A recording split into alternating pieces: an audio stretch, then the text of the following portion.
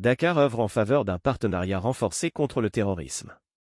Lors de la réception du Premier ministre espagnol à Dakar, le président Bassirou Diomaye Faye a lancé un appel à une mobilisation euro-africaine pour lutter contre le terrorisme, soulignant que les défis sécuritaires auxquels font face l'Afrique et l'Europe sont communs. Cet appel intervient dans un contexte de prolifération des groupes armés, notamment au Mali et au Burkina Faso, des pays voisins du Sénégal. Cependant, cette initiative a suscité des réactions négatives parmi certains militants panafricanistes et une partie de la presse régionale, qui accusent le Sénégal d'ingérence et expriment leur déception. Ils reprochent au pays de privilégier ses intérêts stratégiques au détriment d'une coopération plus large, notamment avec l'Association des États du Sahel.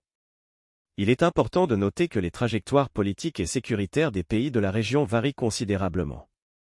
Le Sénégal, qui n'est pas dirigé par une junte mais par un président démocratiquement élu, a choisi de ne pas sous-traiter la sécurité de son territoire à une puissance étrangère. Au contraire, il a opté pour une approche fondée sur le multilatéralisme et la coopération internationale. Les États de l'AES ont pris la décision souveraine de mettre fin à leur coopération militaire avec les Nations Unies, la France et les États-Unis, invoquant la souveraineté. En revanche, le Sénégal maintient une position de neutralité stratégique, tout en cultivant des relations solides avec des partenaires comme Paris, Rabat et Washington.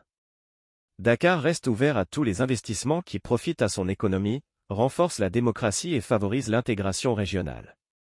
Ainsi, le Sénégal se positionne comme un acteur clé dans la lutte contre le terrorisme, tout en préservant son indépendance et en promouvant une coopération équilibrée avec ses partenaires internationaux.